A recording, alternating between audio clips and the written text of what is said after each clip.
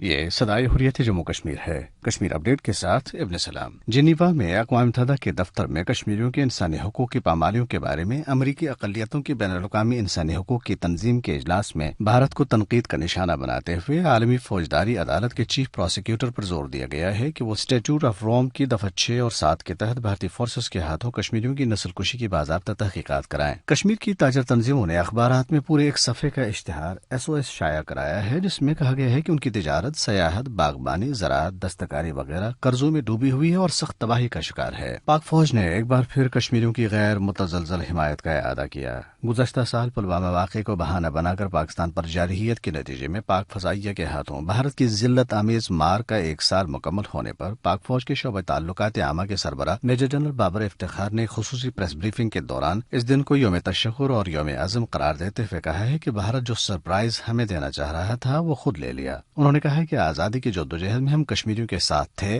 ہیں اور رہیں گے۔ پاکستان کے وزیر خارجہ شاہ محمود قریشی نے کہا ہے کہ بھارتی حکومت نے اپنے ہی لوگوں پر ظلم کر کے قائد اعظم کے 2 قومی نظریے کی اہمیت ثابت کر دی۔ انہوں نے کہا ہے کہ 27 فروری کا دن تاریخ میں ہمیشہ یاد رکھا جائے گا، جب پاک فضائیہ نے بھارتی جارحیت کا نہ صرف دندان شکن جواب دیا بلکہ اس کے پائلٹ کو رہا کر کے بڑے پن، رواداری اور امن پسندی کا پیغام دیا۔ دریاسنا بھارتی ویب چینل دی پرنٹ نے کہا ہے کہ دلی فسادات میں مرنے والوں کی تعداد 45 تک پہنچ گئی ہے۔ اپڈیٹ ختم ہوا۔